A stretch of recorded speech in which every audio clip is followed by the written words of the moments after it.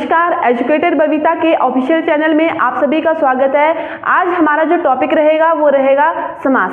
सबसे पहले हम जानेंगे कि समास किसे कहते हैं। तो समास कहते हैं दो या दो से अधिक शब्दों के मेल से जो विकार उत्पन्न होता है, विकार मतलब परिवर्तन होता है, उसे कहेंगे हम समास। अगर समास का अर्थ पूछेंगे तो समास का अर्थ होता है संक्षेप करना। जैसे कि हमारे पास शब्द आते हैं राजा का कुमार। हमारे पास देखो तीन शब्द आ रहे हैं, राजा का कुमार। इसको हमने एक शब्द में परिवर्तन करना है, तो जैसे इसका बनेगा हमारे पास राजकुमार। ठीक है, मतलब देखो तीन शब्दों को हमने एक ही शब्द में संक्षेप कर दिया, तो इसे कहेंगे हम समास। ठीक है, तो इसके बाद हम करेंगे कि समास के अंग कितने होते हैं। तो हमारे पास समास के चार अंग होते हैं। एक होता है समस्त पद, एक होता है पूर्व पद, एक होता है उत्तर पद और एक होता है समास विग्रह। समास के अंग, नंबर एक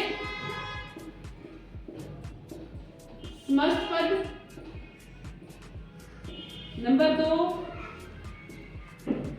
पूर्व पद, नंबर तीन उत्तर पद और नंबर चार है समास विग्रह।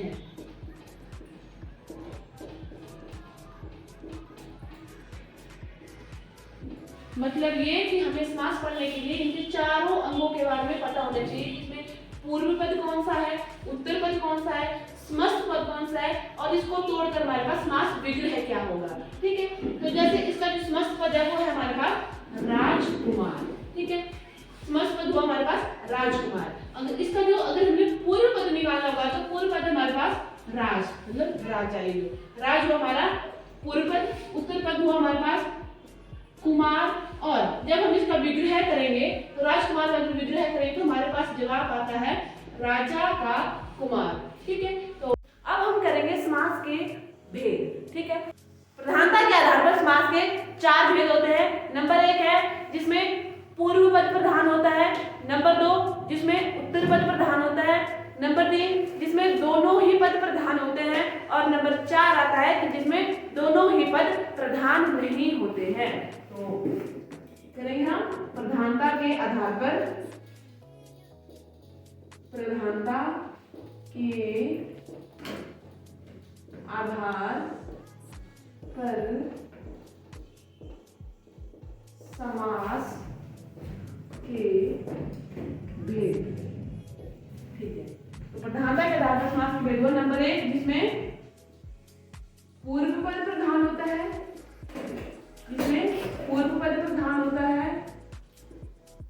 नंबर दो हुआ जिसमें उत्तर पद प्रधान होता है,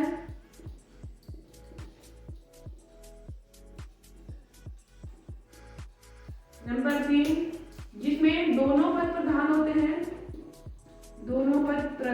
हैं और नंबर चार आएगा जिसमें दोनों पद प्रधान नहीं होते हैं। मतलब ये कि ये जो समास होगा वो किसी तीसरे पद की ओर इशारा करते हैं। ठीक है, तो कितने हुए प्रधानता के आधार पर समास के भेद? चार। नंबर एक जिसमें पूर्व पद प्रधान होता है। तो ऐसा कौन सा समास होता है जिसमें पूर्व पद प्रधान होता है? तो वो होता है हमारे पास अव्ययी भाव समास। अव्ययी भाव समास। ठीक है, नंबर दो आता है जिसमें उत्तर पद प्रधान होता है। उत्तर पद प्रधान में होता है हमारे पास तत्पुरुष समास। तत्पुरुष समास मतलब ऐसा समास जिसमें उत्तर पद प्रधान होता है, वो कौन सा होता है? तत्पुरुष समास। और ऐसा समास जिसमें दोनों पद प्रधान होते हैं तो वो होता है हमारे पास द्वंद्व समास। जिसमें दोनों पद प्रधान होते हैं वो हमारे पास द्वंद्व समास। और जिसमें दोनों ही पद प्रधान नहीं होते हैं उसको बोलेंगे हम बहुव्रीहि समास।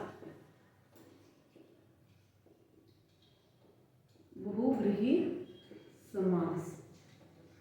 ठीक ठीक है, तो क्या किया, सबसे पहले जिसमें पूर्व पद प्रधान होता है वो होता है हमारे पास अव्ययभाव समास, जिसमें उत्तर पद प्रधान होता है वो होता है हमारे पास तत्पुरुष समास। इसमें तत्पुरुष समास में भी इसके उपभेद आते हैं हमारे पास दो।